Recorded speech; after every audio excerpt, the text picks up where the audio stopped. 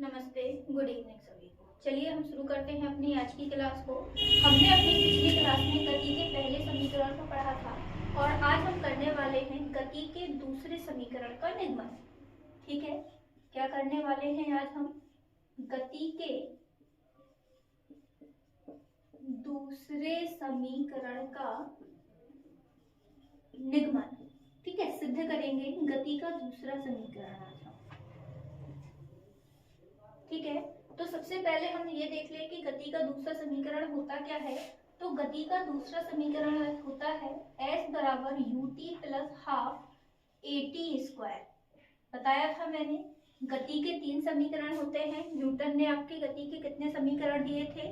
3 समीकरण दिए थे। ठीक है, पहला समीकरण दिया था v बराबर u प्लस at, दूसरा समीकरण दिया था s बराबर ut प्लस हाफ at², और तीसरा समीकरण दिया था v स्क्वायर बराबर u स्क्वायर का प्लस 2as। ठीक है, तो हम पहले समीकरण को अपनी पिछली क्लास में क्या कर चुके हैं? प्रूफ कर चुके हैं। आज हम सेकंड समीकरण को सिद्ध करेंगे। ठीक है, तो सेकंड समीकरण को सिद्ध करने के लिए सबसे पहले हम देखते हैं, हमने माना कि किसी गतिमान व्यक्ति या वस्तु का प्रारंभिक वेग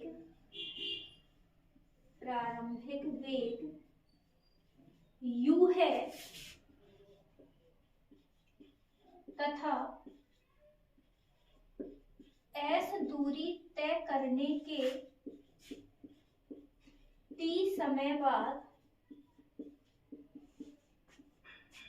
अंतिम वेग v हो जाता है। ठीक है, क्या हो जाता है? हमारा अंतिम वेग v हो जाता है और वस्तु का एक समान त्वरण क्या होगा? a हो जाएगा। ठीक है, बताया था मैंने यहाँ पे कि जो आपकी गति है वो कौन सी है? यूनिफॉर्म है, तो आपका जो एक्सेलरेशन होगा वो भी कैसा होगा? आपका यूनिफॉर्म होगा। ठीक है, चलिए तो हम क्या करते हैं कि हमने गति का पहला समीकरण पढ़ा था, तो यहाँ पे जो हम समीकरण लेंगे वो कौन सा लेंगे हम?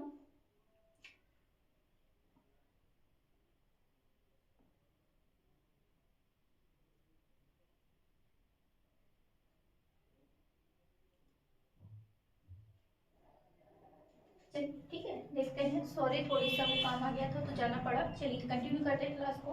हमें क्या दिया है कि माना कि किसी गतिमान व्यक्ति या वस्तु का प्रारंभिक वेग u है तथा s दूरी तय करने के बाद उसका अंतिम वेग कितना हो जाता है? v, और एक समान त्वरण क्या दिया गया है? a दिया गया है। तो सबसे पहले अगर हम उनका औसत वेग निकालें, ठीक है, क्या निकालेंगे हम? औसत वेग निकालेंगे। तो औसत वेग, हमारा औसत का मतलब क्या होता है कि भाई जितना भी वेग हो, जितनी भी संख्या होती है, पदों का योग बटे पदों की संख्या होती है, तो ऐसे यहाँ पे क्या हो जाएगा? u प्लस v बटे 2। औसत वेग हमारा इतना निकलेगा। ठीक है, अब हम निकालते हैं दूरी बराबर। तो भाई दूरी बराबर क्या होता है? चाल गुणे समय या वेग गुणे समय, यही होता है। तो s चाल कितना निकला? u प्लस v बटे 2 इंटू t। ठीक है, तो 2 को हम इस साइड लेके आ जाएंगे, ये s हो जाएगा, u plus v into T आ जाएगा। ठीक है, अब हम देखेंगे यहाँ पे आपका कि जो v है, यहाँ से हमें क्या करना है? v को हटाना है। तो गति के प्रथम समीकरण से हम यहाँ पे क्या करेंगे? v का मान रख देंगे। ठीक है, क्या करेंगे हम? u प्लस गति के प्रथम समीकरण से हम क्या रखेंगे? v बराबर u प्लस at रखेंगे। जब हम v बराबर u प्लस at रखेंगे तो हमारा 2s बराबर कितना हो जाएगा? u plus at into t। ठीक है, तो 2s बराबर आ जाएगा 2ut प्लस at², मतलब मैंने t का अंदर क्या करवा दिया गया है? गुणा करवा दिया। ठीक, तो s बराबर क्या हो जाएगा? 2 का भाग दे दें तो क्या आ जाएगा, ut plus half at square निकल आएगा। तो ये गति का दूसरा समीकरण है जिसे हमने आज प्रूव कर लिया। ठीक है, चलिए जो नोट करना है वो नोट भी कर सकता है आसानी से इसको। ये तो अगर पसंद आया हो तो लाइक शेयर सब्सक्राइब जरूर कर दें। पसंद नहीं है तो आप डिसलाइक भी कर सकते हो, लेकिन कर दीजिए, कुछ ना कुछ जो भी आपकी इच्छा हो कर दीजिए। ठीक है, चलिए धन्यवाद।